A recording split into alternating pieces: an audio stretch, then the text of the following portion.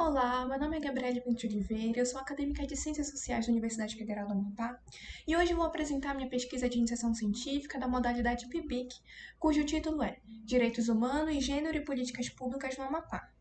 Essa pesquisa foi orientada pelo professor Dr. Antônio Carlos Sardinha.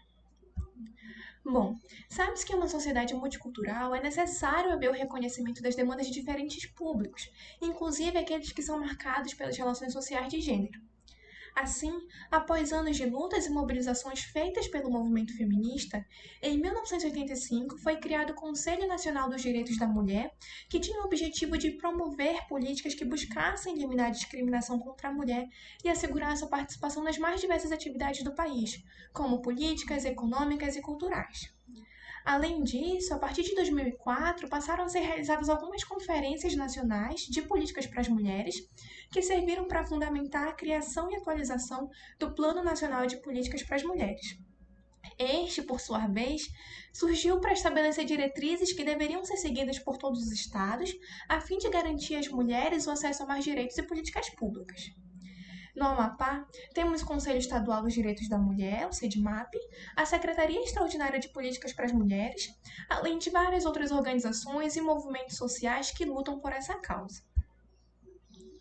O objetivo geral dessa pesquisa foi analisar os níveis de acesso e demanda das mulheres às políticas públicas estaduais, e entre os específicos, buscamos avaliar as deliberações do Conselho Estadual dos Direitos da Mulher na área de políticas e de gênero, e também discutir os desafios institucionais para a implementação de políticas públicas para mulheres no Amapá. Para a realização dessa pesquisa, utilizou-se um conjunto de ações que foram divididas em 3 etapas, sendo que cada etapa possuía um respectivo método de coleta. A primeira etapa foi da revisão bibliográfica, envolvendo a agenda de pesquisa em políticas públicas e gênero. A segunda etapa foi a pesquisa documental, que teve o intuito de mapear ações, programas e projetos no âmbito de políticas públicas para o segmento de mulheres e ou com interface com a identidade de gênero. Nesta etapa, leu-se tanto documentos nacionais, como as anais das Conferências Nacionais de Direitos da Mulher, quanto alguns documentos estaduais, como o Plano Estadual da Saúde e da Educação. A terceira e última etapa foi das entrevistas com representantes do Conselho Estadual dos Direitos da Mulher e também com representantes de organizações e movimentos sociais feministas aqui no estado. Foram 4 entrevistas no total, sendo que 3 foram realizadas com representantes de movimentos feministas e uma foi realizada com a representante do Conselho. Bom, através da leitura dos documentos, como as anais das Conferências Nacionais de Políticas para as Mulheres e o regime interno do Conselho Nacional de Direitos das Mulheres, nós identificamos alguns eixos que são considerados prioritários na luta pela igualdade de gênero, como a garantia ao acesso à saúde integral, incluindo, inclusive, o direito a interromper a gravidez, o desenvolvimento de mais políticas em educação, cultura e produção de conhecimento que tenham recorte de gênero, o enfrentamento da pobreza, a promoção de autonomia e igualdade no mundo do trabalho. Tais eixos serviram como base para a formulação e reformulação do Plano Nacional de Políticas para as Mulheres, que serve para guiar os planos estaduais na construção de políticas públicas mais eficazes e que venham atender às demandas específicas relacionadas às questões de gênero. Entretanto, ao analisarmos os planos estaduais, nós notamos que eles não têm seguido as diretrizes do Plano Nacional.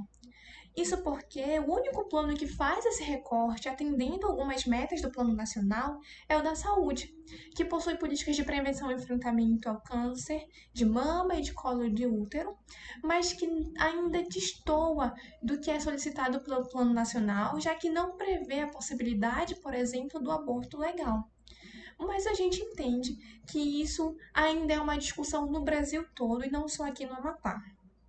Já o Plano Estadual de Educação, das 26 metas propostas por ele, apenas uma faz um pequeno recorte de gênero, vez que trata do combate à violência nas escolas, o que inclui a violência doméstica, sexual e homofóbica. Inclusive, sobre o tópico violência, não foi encontrado um plano estadual de segurança pública para analisar se há ou não recorte de gênero. Viu-se apenas algumas ações e projetos de leis com essa temática.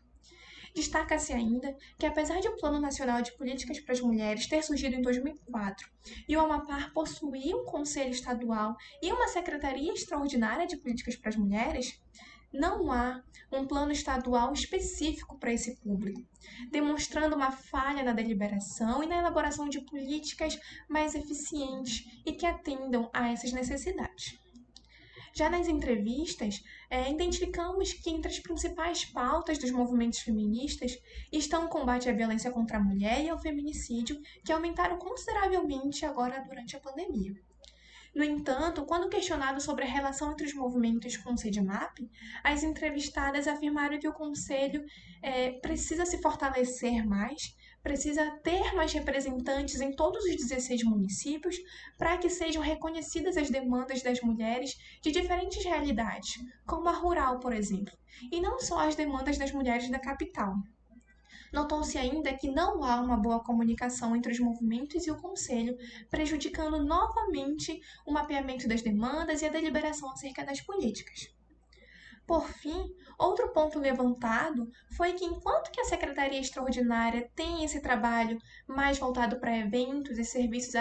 assistencialistas, atuando de forma pontual e também com uma agenda muito monotemática, mais voltada para a questão da violência contra a mulher, nesse contexto, né, de violência doméstica,